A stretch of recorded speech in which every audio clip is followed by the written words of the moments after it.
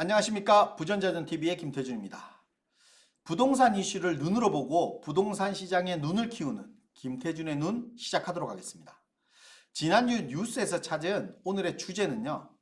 현재 부동산 시장에서 가장 궁금한 내용인 부동산 가격이 오를 것이냐 아니면 내려갈 것이냐 이 두 가지 내용에 대해서 말씀드리려고 합니다.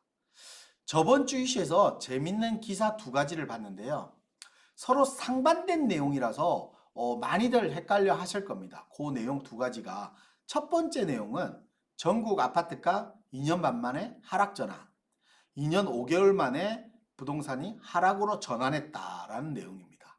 두 번째 뉴스는 거래 절벽 속에 신고가는 여전하다. 서울 아파트 시장은 안개 속이다. 그리고 강남 고가 대형은 연일 신고가를 기록하고 있다. 이런 상반된 두 가지의 뉴스입니다.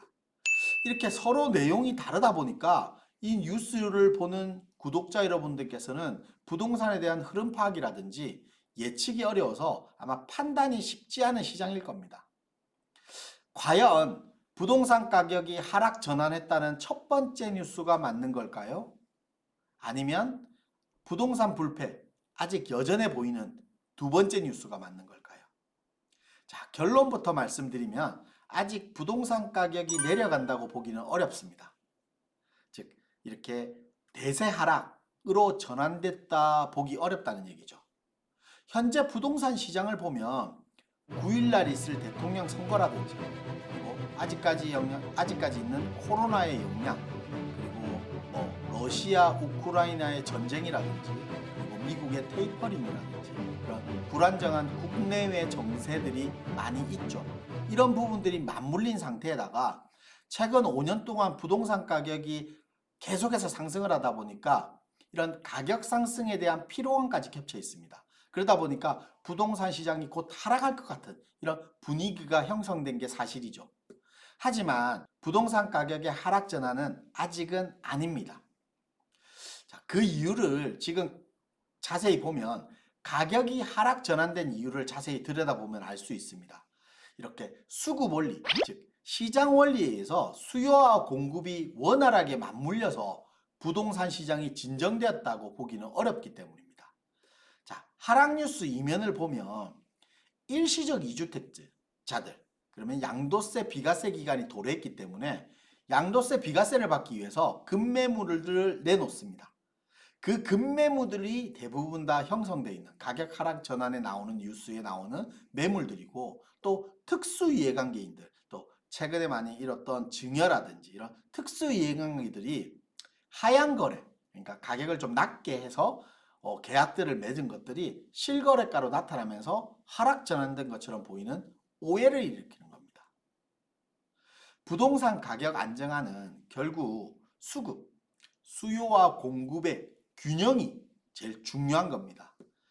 지금 그 이유를 풀기 위해서 정부에서는 재건축 재개발들을 활성화하고 있죠. 최근에 신속통합 재개발이든지 얼마 전에 서울시에서 발표한 모아타운이라든지 여러 가지 형태의 개발들을 발표하고 있습니다.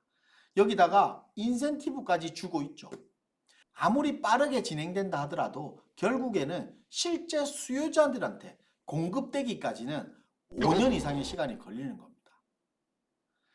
만약에 정부가 진작에 이런 친시장적인 공급책을 순리대로 진행을 했더라면 현 시장의 안정화는 벌써 깨일 수 있을 겁니다.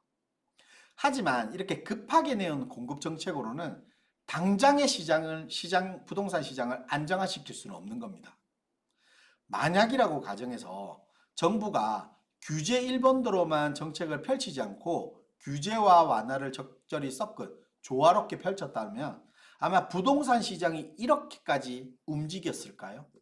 거래 절벽 속에서 급매물 출현으로 해서 가격 형성은 큰 흐름을 선도해서 변화가 일어나지는 않습니다. 현재 공급이 충만하지 못하기 때문에 기본적인 수급 원리에 따라서 상급지에서는 신고가를 계속해서 갱신하고 있는데요. 1월달, 2월달 보면 강남구나 서초구에 대장주 아파트라고 할 수 있는 재건축 아파트라든지 그리고 신축 아파트 위주로 신고가들이 계속해서 갱신되고 있습니다. 지금 우리가 생각을 해보면 가격 하락은 낮은 곳에서 흔들릴 때가 생기는 것이 아니라 높은 곳에서 흔들려야 낮은 곳으로 점진적으로 차차 퍼져나가는 겁니다. 생각해 보시면 강남권의 아파트의 신고가가 경신되면 가격이 상승하게 되면서 우리가 얼마 전에 겪은 풍선효과 생각해 보면 강남권 가격에 상승을 하고 다음은 마용성, 노도강, 금강구 그리고 수도권 아파트까지 이렇게 가격대가 번져나가는 걸 봤을 겁니다. 그러다 보니까 강남권 아파트의 가격이 강북권과 격차가 줄어들고 다시 강남권은 신고가를 경신하면서 가격이 벌어지고 이런 현상들을 계속 보였는데요. 그러다 보니까 강남권, 강북권 아파트들 이런 아파트들에 대한 가격들이 계속해서 전체적으로 강남, 강북을 가리지 않고 전체적인 가격이 상승하는 이런 연쇄 효과를 보이는 겁니다. 부동산 시장의 안정화의 신호, 그러니까 가격이 좀 안정화된다는 신호를 알 수 있는 방법은 우리가 알고 있는 강남 상구에 있는 대장주 아파트들을 보면 됩니다. 즉 이렇게 높은 곳에 있는 가격이 떨어져야지만 낮은 곳에 있는 것은 자연스럽게 순응하면서 시장 원리에 따라서 점차적으로 떨어지게 되는 겁니다. 이렇게 가격을 안정화시키는 방법은 시장을 누르고 거스르는 정책이 아니라 충분한 공급에 의해서 시장 원리에 형성된 가격이 일시적인 현상이 아니라 지속 가능하게 그러니까 정상적인 가격으로 형성시켜야 가격 안정화를 이룰 수 있는 겁니다. 하지만 지금 시장에 보면 이런 두 가지 뉴스를 보게 되는 이상현상을 보이죠. 과연 이것이 정부가 발표한 부동산이 이제 안정화에 접해 있다라는 뉴스가 맞는 걸까요? 또한 저번 영상에서 말씀드렸죠. 양도세 완화에 대한 부분도 결국 부동산 시장에서 다주택자가 집을 매도하면서 매물이 쌓여가는 그러니까 공급이 늘어나는 현상들이 발생한다고 했습니다. 하지만 여기서 아셔야 될 게 강북권 아파트 한 채와 강남권 아파트 한 채를 두 채를 보유한다고 계산해 보죠. 그러면 양도세가 완화되면 어떤 걸 매도할까요? 아마 강남권 아파트는 그대로 보유하고 강북권 아파트를 매도할 겁니다. 그러면 강남권처럼 상급 지역에 있는 아파트들은 장기 명상을 보이죠. 그러면 가격이 다시 또 상승할 수밖에 없습니다. 그러면 또다시 풍선 효과의 영향에 따라서 도미노처럼 계속해서 상승할 수밖에 없죠.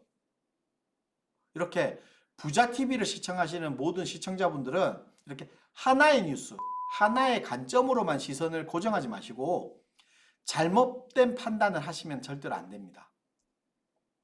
이렇게 불확실성이 강한 현 시장에서는 아파트 가격이 오르고 내리고 하는 뉴스에만 집중하지 마시고 그 이유까지 정확하게 보는 눈을 키우도록 해야 됩니다. 섣부르게 시장 판단하고 잘못되게 판단하면 후회할 수도 있습니다. 참고로 무주택자분들은 양도세 완화 정책이 나오면 매물이 아마 쌓일 겁니다. 이때를 노리고 공략하면 내 집 마련 기회 충분히 할 수 있습니다. 하지만 이때도 이제 가격이 내려가니까 또 하락할 거니까 이런 염려 때문에 또 매수를 망설인다라고 하면 다음 기회까지 시간은 더 오래 걸릴 겁니다. 이상 부동산 시장을 보는 눈을 키우는 김태준의 눈이었습니다. 다음 주에도 더 유익하고 알찬 뉴스로 분석해서 인사드리겠습니다. 내용이 조금이라도 좋았다라고 하면 좋아요, 구독하기 꼭 눌러주십시오. 감사합니다.